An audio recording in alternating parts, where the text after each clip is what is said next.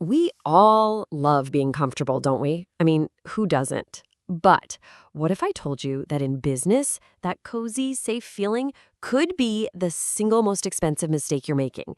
Today, we're going to dig into the hidden price of your comfort zone. So, let me ask you straight up. Think about your business, your career, even the project you're working on right now. Are you paying too much for comfort? It's a big question, I know, but it's so important because that feeling of everything's fine, well, that could actually be your biggest weakness. So, what is this price of comfort we're talking about? It's not just about missing out on one little opportunity. No, it's this hidden cost that quietly, slowly creeps up on you, even if you think you're at the top of your game. And this quote from the Sikh entrepreneur just nails it. It says, when you're too comfortable in something, there is one thing you completely ignore, and that's innovation. That's it right there. That's the real prize. You get so comfortable, you stop trying to innovate. You just stop. And what happens when you ignore innovation? It's pretty simple and honestly pretty devastating. Your business just stalls. It loses all its momentum. It just stops moving. And let's be real, in the market today, if you're not moving forward, you are absolutely moving backward. Right, so that lack of motion, it's not just standing still. It's the start of a really dangerous slide downhill. We're talking about stagnation's slippery slope. And trust me, this is where things get really serious. Okay, so take a look at these signs. Do any of them hit a little too close to home? Maybe your business just starts to look tired, The spark isn't quite there anymore. Or maybe you've seen customers start losing interest. They're not as excited as they once were. And then there's the big one. You see a sharp declining growth. These aren't just ideas on a slide. These are the real-world warning signs that you're stuck. So how fast does this all happen? I want you to think about one number, 7. Just 7 years. Now, in business, 7 years can go by in a flash, right? But it turns out that's a huge amount of time. Why? Because on average, that's how long it takes for an entire industry to completely shift. We're talking new rules, new technology, totally different customer expectations. Everything changes. It's like the ground is literally shifting under your feet, whether you realize it or not.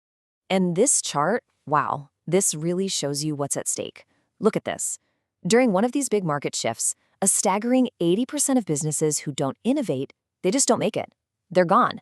They get blindsided, maybe by new tech, or they just didn't see that their customers had moved on. Only 20%, the ones who adapt and innovate, actually survive.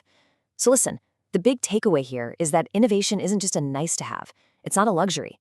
It is a straight-up survival mechanism. Okay, so that brings us to the only logical solution, right? The innovation imperative. If comfort leads to failure, well then you have to embrace change if you want to succeed. It's that simple. And when you lay it out side by side like this, it's just so clear. On one side, you have the comfort zone.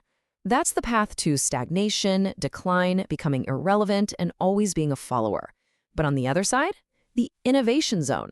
That's where you find growth, success, relevance, and you get to be a market leader.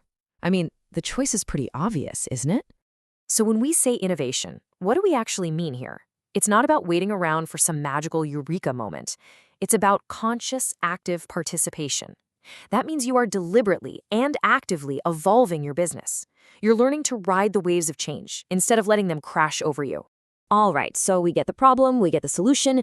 Now for the really important bit. What's your next move? How do you actually do this? Okay, here's a really simple 3-step path to get you started. Step 1, just be honest. Acknowledge that you might be in a comfort zone. That's the first step. Step 2, commit to continuous change. I mean, really commit to it. Make it part of how you operate. And step 3, get strategic. Figure out the key areas where a little innovation will make the biggest impact. So where do you even start? Well, here are 4 great places to look. First, your technology. Is it current or is it holding you back? How about your customer experience? Could it be better, faster, friendlier?